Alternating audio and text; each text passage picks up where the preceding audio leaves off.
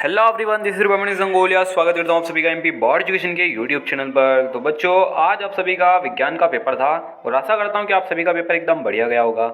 इस वीडियो के जरिए मैं आपको इस पेपर का सोल्यूशन बताने वाला हूँ ताकि आप पता कर सकें कि आपके कितने प्रश्न सही हैं, कितने गलत हैं। गलत हो भी तो टेंशन करने की आवश्यकता नहीं है। अभी आप इन गलतियों को सुधार सकते हो और अच्छे से और भी ज़्यादा अपने ऊपर वर्क कर सकते हो और ज़्यादा अच्छी प्रिपरेशन कर सकते हो। ठीक है, समय है अभी हमारे पास, वेस्ट करने के लिए नहीं है, लेकिन ठीक है, पढ़ने के लिए है। ओके, ए सेट है ये। चलिए स्टार्ट करते हैं। सही विकल्प आ चुके हैं हमारे पास। पहला प्रश्न था, जिन अभिक्रियाओं में ऊष्मा का अवशोषण होता है उन्हें क्या कहते हैं? ऊष्माशोषी कहते हैं। ठीक है, नीचे आ जाओ।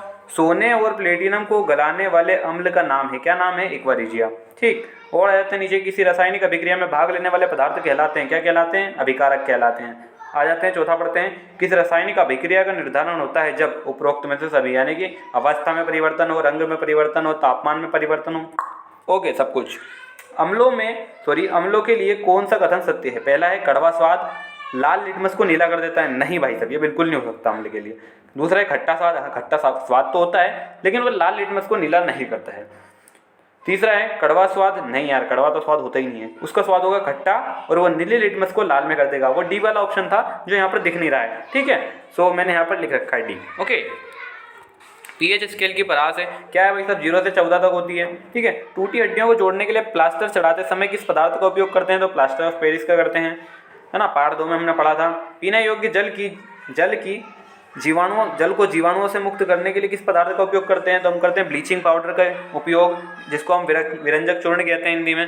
ठीक है, रिक्त स्थान आ चुके हैं अपने सामने। प्रकाश संश्लेषण की क्रिया पौधे के किस भाग में होती है भाई साहब? पत्ती वाले भाग में होती है। ओके, यकृत द्वारा किस रस कौन सा रस स्त्रावित होता है? पित्तरस स्त्रावित होता है। ठीक, कोशिकीय प्रक्रमों के लिए ऊर्जा मुद्रा क्या होती है? एटीपी होती है। तंत्र की प्रमुख इकाई कौन सी है भाई साहब? क्या होती है? न्यूरॉन होती है ना। ठीक है, आगे जाओ।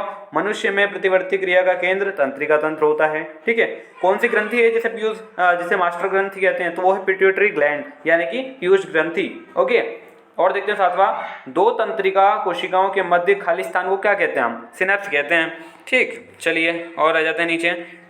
ये हमारे पास वन वर्ड के प्रश्न हैं। ठीक है, एक शब्द एक वाक्य वाले। चांदी के आभूषण पर काली परत किसकी होती है? दरअसल चांदी के आभूषण जो होते हैं, जिस तरीके से लोहे में जंग लगती है, ऐसे ही अपनी चांदी के मेटल्स भी खराब हो सकती हैं, तो संचारण के कारण होता है ऐसा, है ना। आगे जाते हैं, धावन सोडा का एक उपयोग। धावन सोडा है, समझ जाओ कौन सा सोडा? वही कपड़े धोने वाला। सीधे एक उपयोग बता दो, कपड़े धोने के लिए करते हैं भाई साहब। मनुष्य के रक्त में पाए जाने वाले श्वसन वर्णक का नाम लिखिए, तो हीमोग्लोबिन लिख दिया। ठीक, मनुष्य में पाए जाने वाले तरल संयोजी ऊतक का उदाहरण लिखिए, तो रक्त लिख दो, लसी का लिख दो, है ना। उदाहरण लिख दो, का उदाहरण लिखिए, एक उदाहरण लिखना था, लिख दिया हमने। मनुष्य के शरीर में आयोडीन की कमी से कौन सा रोग होता है? तो ग्वाइटर लिख सकते हैं। आप हिंदी में लिखना चाहें इसे तो घिगा भी लिख सकते हैं। ये ग्वाइटर भी लिख देंगे तो कोई गलत नहीं होगा। ठीक है, अगर आपने लिखा होगा तो गलत नहीं होगा। देखो छठा, एक आपतित किरण समतल दर्पण पर 30 डिग्री का आपतन कोण बनाती है, तो परावर्तन कोण का मान कितना होगा? यार देखो, ये कौन सा दर्पण है? समतल दर्पण। तो जितने कोण से वो आपतित हो रही है उतने ही कोण से वो परावर्तित भी होगी। ठीक है, तो यहाँ पर भी 30 डिग्री आ जाएगा। ठीक है, तारों के टिमटिमाने का मुख्य कारण क्या है? वायुमंडलीय अपवर्तन। डायोप्टर क्या भाई साहब? डायोप्टर भाई साहब कुछ भी नहीं है, यूनिट है, तो क्या बोल देंगे अपन? लेंस की क्षमता, है ना। जो पावर ऑफ लेंस है, लेंस की क्षमता है, इसकी इकाई क्या होती है? डायोप्टर होती है। दूसरा देखो, उत्तल लेंस कैसा होता है? बीच में से मोटा होता है और किनारों पर पतला होता है। ओके, तीसरा देखते हैं, अवतल लेंस की क्षमता हमेशा कैसी रहती है? ऋणात्मक रहती है। चौथा देखो, समतल दर्पण का यूज हम कहाँ करते हैं? चेहरा देखने के लिए करते हैं। ठीक, एक सरल रेखीय पथ, वो क्या होगी? वो होगी प्रकाश किरण, है ना, लाइट रे। छठा देखो, गोलीय परावर्तक पृष्ठ, तो इसको हम क्या बोल देंगे? गोलीय दर्पण, है ना। नेत्र रोग क्या है भाई साहब? कम प्रकाश में धुंधला दिखना, ये एक प्रकार का नेत्र रोग है। ठीक है, टिंडल प्रभाव कहाँ दिखने को मिलता है अपने को? कहाँ देखने को मिलता है? पता है ना आप सभी को? प्रकीर्णन। ठीक है, scattering of light, Tyndall effect से ही।